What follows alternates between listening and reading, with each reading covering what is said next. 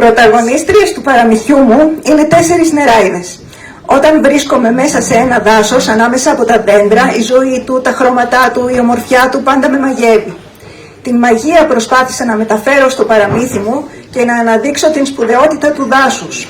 Τον τρόπο που πέφτει το φως ανάμεσα από τα δέντρα, την πρωινή δροσιά που εκτός του ότι την αισθάνεσαι, την βλέπεις να κάθεται πάνω στα κλαδιά, την φρεσκάδα που αναπνέεις και την απόλυτη ομορφιά του πράσινου σε όλες του τις αποχρώσεις.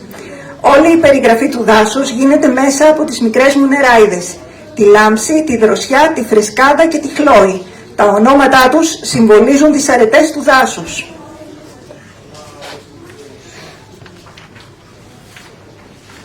Η ιστορία των νεράιδων αφορά την φύση.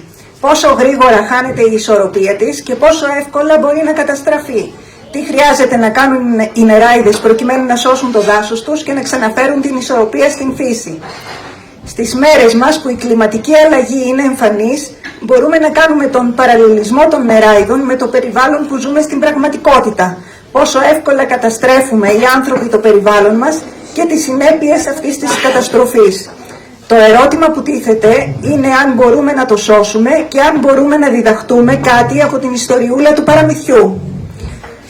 Όταν σήμερα οι καταστροφές στο περιβάλλον μας έρχονται η μία μετά την άλλη στο μυαλό των μικρών παιδιών, μπαίνουν ως μία καθημερινότητα, σαν κάτι δεδομένο.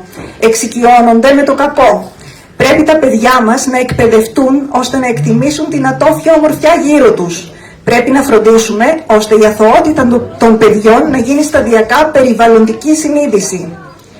Η λαιλασία του περιβάλλοντος από τον άνθρωπο πρέπει να σταματήσει. Ένα δάσος και γενικότερα η φύση χρειάζεται αγάπη, προστασία και φροντίδα για να επέλθει η ισορροπία.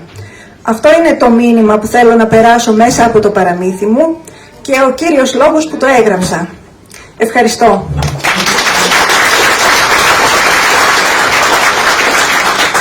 Ευχαριστούμε πολύ τη